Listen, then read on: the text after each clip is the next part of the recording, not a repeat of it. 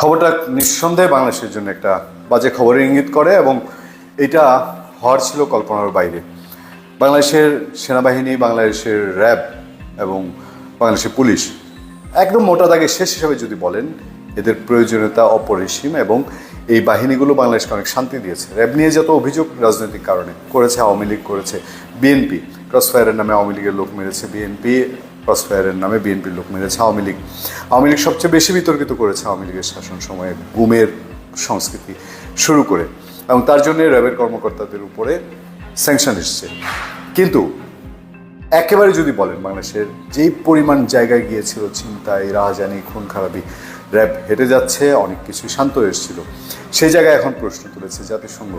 আচ্ছা, র্যাব যখন তৈরি হলো, তারপর র্যাব যখন আস্তে আস্তে আস্তে অন্য পথে যাচ্ছে, এতদিন পরে এসে এখন র্যাবকে কার্যকর করার কথা না বলে পুরো মাথা ব্যথায় মাথা ফেলে দিতে চাচ্ছেন, র্যাবকে বন্ধ করতে বলছেন এবং র্যাব বা অন্যান্য বাহিনীর সদস্যদের শান্তিরক্ষা মিশনের বিষয়ে কথা বলছেন। আমি জানি না এর পেছনে কী কী আছে না আছে।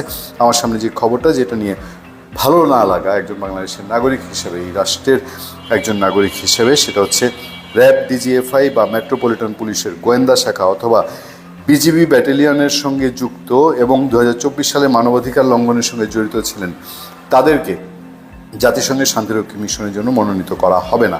জাহিদ দিনের রিপোর্ট। বুধবার জাতিসংঘের ফ্যাক্ট ফাইন্ডিং মিশনে প্রকাশিত প্রতিবেদনের কথা বলা হয়েছে, 2024 সালে জুলাই আগস্টের গণ অভ্যুত্থানে বাংলাদেশের সংঘটিত মানবাধিকার লঙ্ঘনের তদন্ত প্রতিবেদন প্রকাশ করেছে জাতিসংঘের মানবাধিকার হাই কমিশন।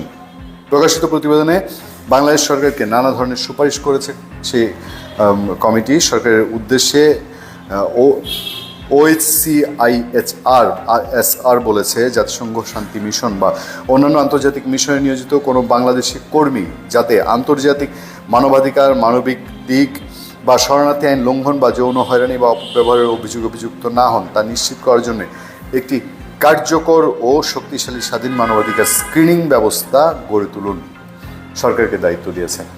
এখন কথা হচ্ছে যে এই যাদেরকে নেওয়া হবে না, এটার কি কোনো তালিকা তাহলে জাতিসংঘের কাছে আছে? তারা কি অলরেডি এই ধরনের কোনো প্রিপারেশন নিয়েছে? এই রিপোর্টে বলা হচ্ছে, এই প্রতিবেদনে বলা হয়েছে, আন্তর্জাতিক ও সুশীল সমাজের মতামতের ভিত্তিতে একটি ব্যাপক ভিত্তিক স্বাধীন এবং ন্যায্য যাচাই অনুসরণের মাধ্যমে পুলিশ, গোয়েন্দা, বিজিবি, আনসার বিডিবি এবং সশস্ত্র বাহিনীর যেসব প্রশিক্ষণপ্রাপ্ত কর্মকর্তা গুরুতর মানবাধিকার লঙ্ঘন বা দুর্নীতির সঙ্গে জড়িত তাদের পদ থেকে অপসারণ করুন। একটি অধ্যাদেশ পাশ করার কথা জানিয়ে মানবাধিকার হাইকমিশন বলেছে,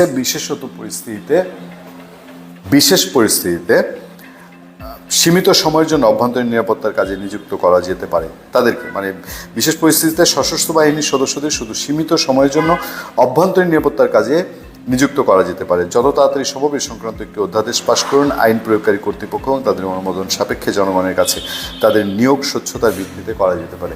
আমি শেষমেশ একটা ছোট প্রশ্ন রাখবো।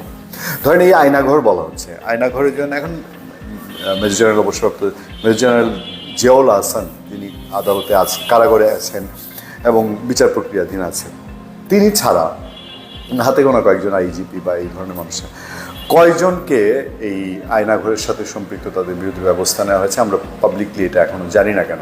এই যে একের পর এক বলা হয়, অফিসাররা যেহেতু বিভিন্ন বন্দির কাছে এই কথা বলতো, সেই কথা বলতো, টর্চার করতো, তারা কয়জন সামনে এসছে? র্যাবের কয়জন এসছে?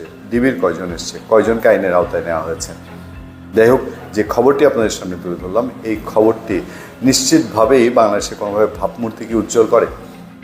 দায় আওয়ামী লীগ সরকারের উপরে বেশি যায় নিঃসন্দেহে, এবং 24-এর গণ আন্দোলনের সময় যা যা হয়েছে। কিন্তু এখন শুদ্ধি অভিযান কতটুকু হয় আমরা তাকিয়ে থাকবো সেদিকে।